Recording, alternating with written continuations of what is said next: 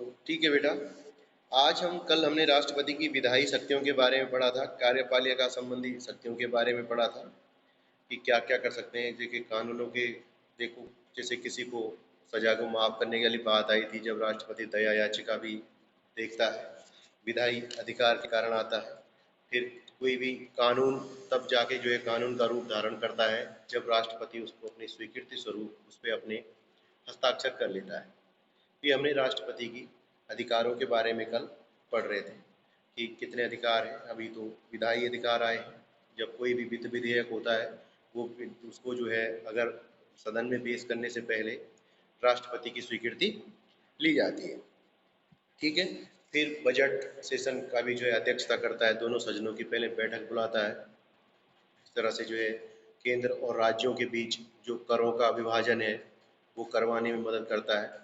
इस तरह से जो है कई भी राज्य अगर किसी व्यापार किसी वस्तु पर प्रतिबंध लगाना चाहते हैं उससे पहले राष्ट्रपति की मंजूरी लेनी पड़ती है।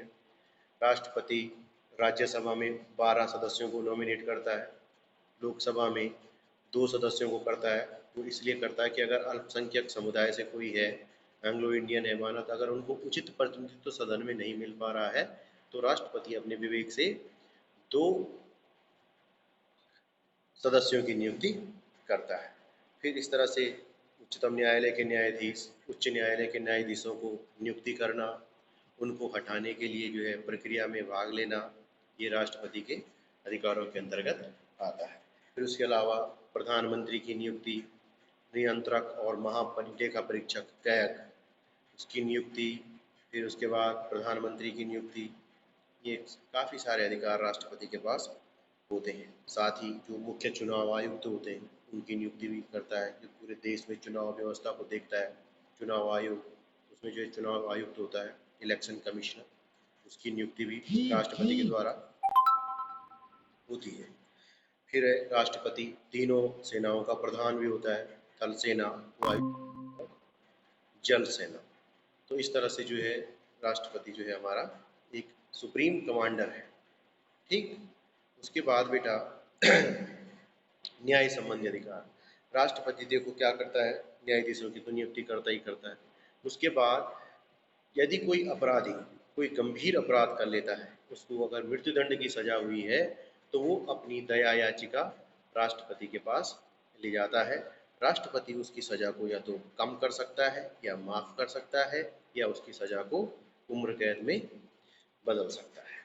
अब है राष्ट्रपति के संकटकालीन अधिकार। संकट कोई भी होता है बेटा, जैसे आजकल कोरोना संकट चल रहा है तो इस समय भी हो सकता है कि राष्ट्रपति अगर आपातकाल की घोषणा करनी पड़े तो कर सकते हैं, मतलब। लेकिन फिर वो आज ऐसा है कि स्थिति इतनी विकट अभी हुई नहीं है। अगर आगे होती है तो हो सकता है कि राष्ट्रपति को कुछ करना पड़े या मंत्रिमंडल की सलाह लेने से लेकर के वो नया अध्यादेश भी जारी कर सकता है। तो अब राष्ट्रपति के संकटकालीन अधिकार, राष्ट्रपति के संकटकालीन अधिकार ऐसा होता है कि अनुच्छेद 352 युद्ध या बाह्य आक्रमण या सशस्त्र विद्रोह के कारण संकट। अब क्या होता है बेटा, यदि देश पर कोई बाहर का देश आक्रमण कर दे, यानी हमारे देश पे जो है किसी दूसरे देश ने अटैक कर दिया या हमारे अंदर देश के अंदर विद्रोह हो जाता है, लोग हथियार उठा लेते हैं या सेना विद्रोह कर लेती है, तो राष्ट्रपति संकट काल की घोषणा करके पूरे देश का या जिस इलाके में जो है घोषणा वो आपातकाल लगाया गया है उसका जो कार्यभार है, उसका जो शासन व्यवस्था है अपने हाथ में ले सकता है। ये कब, या फिर कोई देश हमारा, कोई बाहर का देश हमारे देश पे आक्रमण करता है तब, या फिर हमारे देश के अंदर सशस्त्र विद्रोह हो जाता है, लोग हथियार उठा लेते हैं। तो अगर पूरे देश में होता है तो राष्ट्रपति पूरे देश में राष्ट्रपति शासन लगाएगा, लेकिन जिस इलाके में या जिस क्षेत्र में होता है, जिस क्षेत्र में आपातकाल की घोषणा होती है, तो राष्ट्रपति क्या कर लेगा, उस क्षेत्र का जो प्रशासन है वो जो है अपना हाथ में ले सकता है। लेकिन ऐसा करने के लिए भी राष्ट्रपति स्वतंत्र नहीं है। वो तब करेगा जब हमारा मंत्रिमंडल, यानी कि हमारी जो संसद में जो सरकार के जो मंत्रिमंडल है वो राष्ट्रपति को लिखित रूप में देगा कि देश के अंदर की स्थिति खराब हो चुकी है, शासन प्रशासन संभालना मुश्किल हो रहा है। जब मंत्रिमंडल देगा, मंत्रिमंडल कौन होता है, मंत्रियों के समूह को मंत्रिमंडल कहते हैं। जो हमारे मंत्री दिल्ली में जो बैठते हैं संसद भवन के अंदर, वो मंत्री जब कहते हैं कि भाई हमारे देश की व्यवस्था जो है अब सही ढंग से नहीं बन पा रही है, तो राष्ट्रपति को जो है वो लिख के देते हैं कि आप जो है अब संकट काल की घोषणा राष्ट्रपति तब कर सकता है।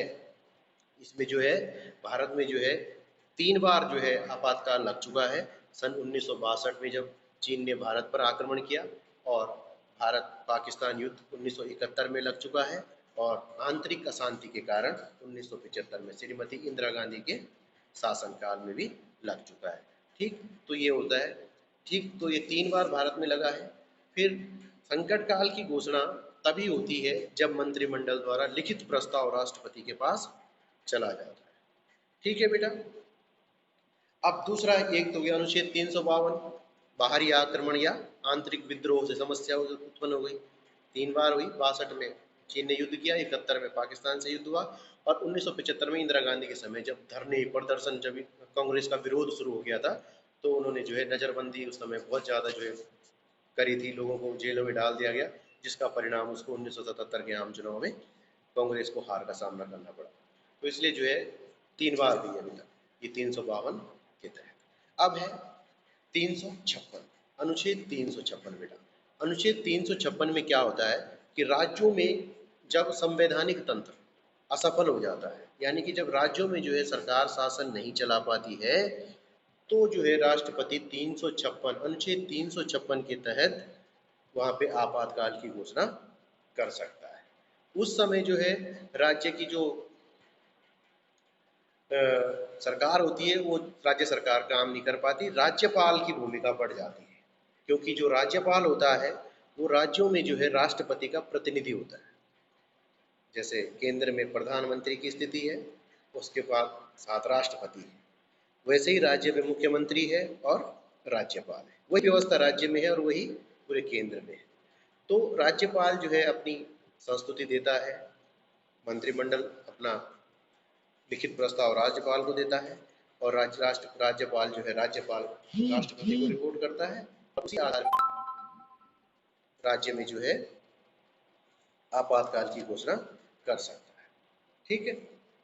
यदि किसी राज्य में संविधान के अनुसार शासन संचालन कर पाना संभव ना हो तब, और राष्ट्रपति की यह घोषणा 2 महीने तक रह सकती है।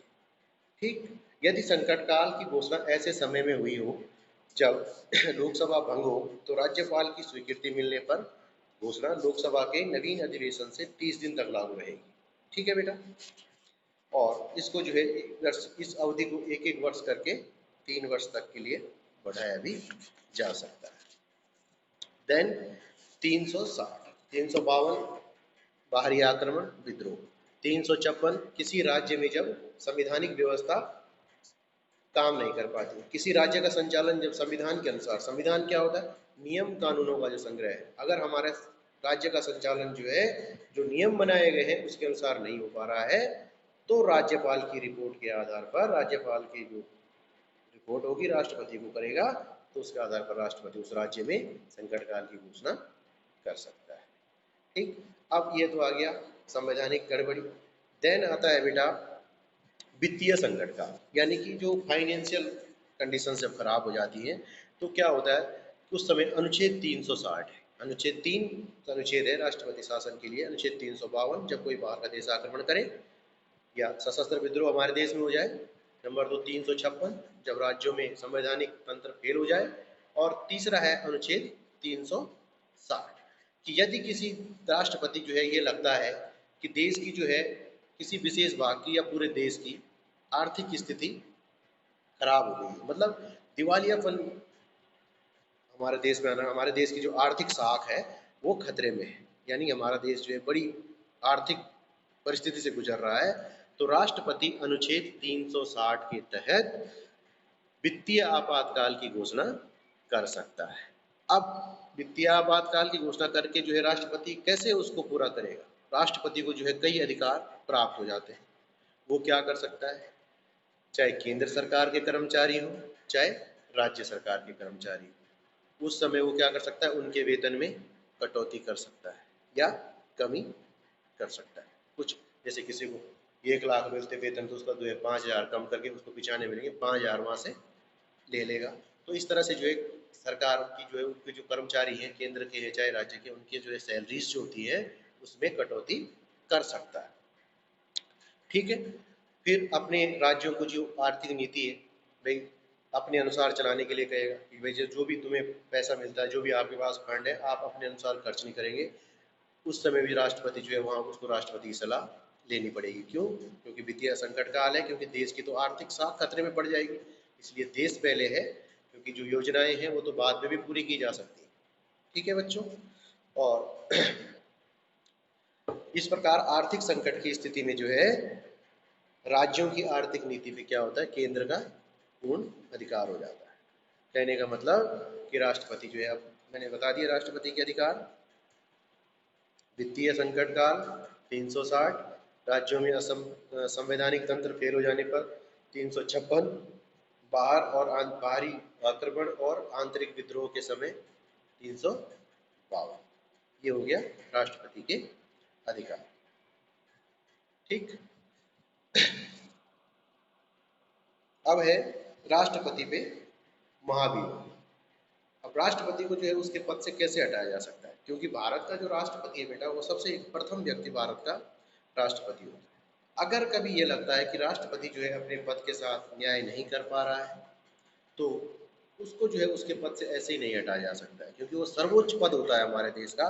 तो उसके लिए जो है एक प्रावधान है संविधान के अनुच्छेद 61 के अनुसार। यदि राष्ट्रपति जो है संविधान का उल्लंघन करता है, संविधान के अनुसार जो है काम नहीं करता है, तो उसको जो है महाभियोग लगा करके पदच्युत किया जा सकता है, यानी कि उसके पद से हटाया जा सकता है। ठीक। इस पे जो है दोनों सदनों द्वारा, जो संसद के लोकसभा और राज्यसभा दो सदन होते हैं, उस पे जो है दोषारोपण किया जाता है। तो कम से कम जो है अभियोग लगाने के लिए चाहे किसी भी सदन ने लगाया, चाहे लोकसभा से लगा हो चाहे राज्यसभा से लगा हो, समझ संख्या के 1/4 सदस्यों के हस्ताक्षर होने आवश्यक है। अगर किसी सदन द्वारा, माना लोकसभा में जो है लोकसभा जो है राष्ट्रपति पे महाभियोग लगाना चाहती है, तो उसके 1/4 सदस्यों का जो है इसमें साइन होने चाहिए। अगर 100 सदस्य हैं तो 100 में से 25 के साइन उस पर होने आवश्यक है। फिर उसके अभियोग के बाद 14 दिनों के बाद उस सदन में जो है क्या होगा, उस पर विचार विमर्श किया जाएगा कि भाई क्या होगा।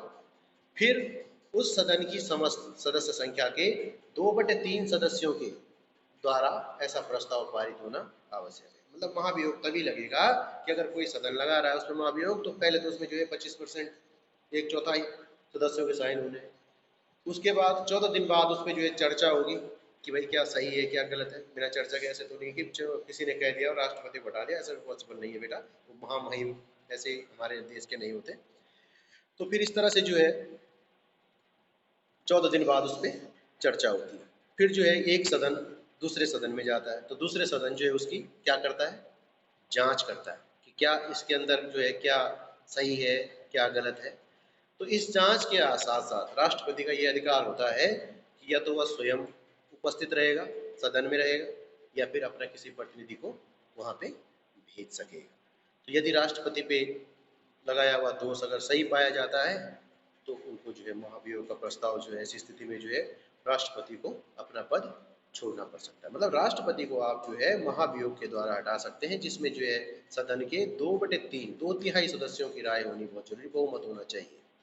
2/3 मतलब कि जितने भी सदस्य हैं कम से कम आधे से ज़्यादा जिनको बोल सकते हैं, तो उतना सदस्य जब उस पर अपने सहमति देंगे, पारित करेंगे, तब जाके वो महाभियोग प्रस्ताव पारित होगा। वो भी दोनों सदन से नहीं। पहले अगर लोकसभा में लगा है तो राज्यसभा उसकी जांच भी करेगी, अगर राज्यसभा में लगा है तो लोकसभा उसकी जांच करेगी 14 दिन के बाद।